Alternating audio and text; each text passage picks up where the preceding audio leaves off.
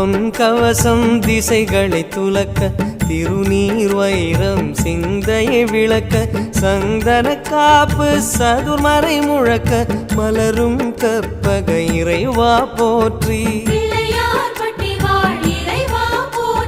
கலியுகம் காக்கும் கணபதி நாதா வலம்புரி நாதா அபயம் அபயம் அபயம் அருளும் இறைவா போற்றி